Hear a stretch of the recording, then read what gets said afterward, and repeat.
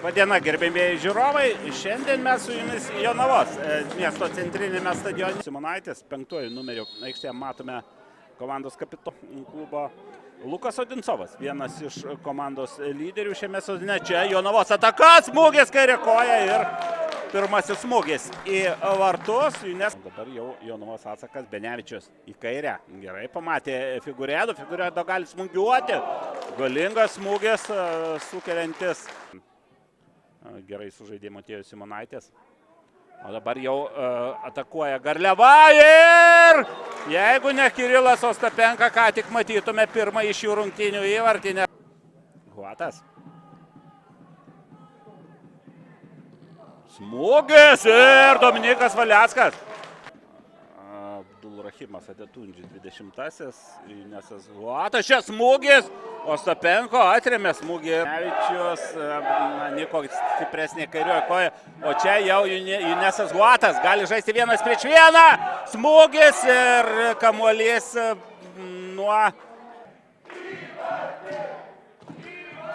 link antro virpso. Kamuolys smūgis ir Raidas Rybelis siuntė kamuolį vartų link, tačiau kelia pastovą. Atsibodo Songo veidas Inesui Huatui šiandien. Adetundži, smūgis šalia vartų.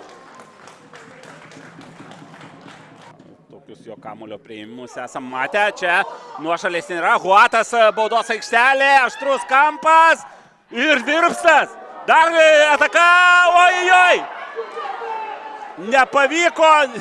1, 2, 3 ir įvartis.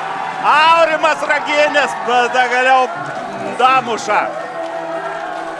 Na, ataka, kuomet kamuolys kelis kartus galėjo atsidurti vartuose. Įžaidžia dabar kamuolį jonaviškiai. Smūgis ir visai greta. Huato perdamas nepasiekė. Žaidėjai už... Ir antra geltona kortelė Nojui Akiniui.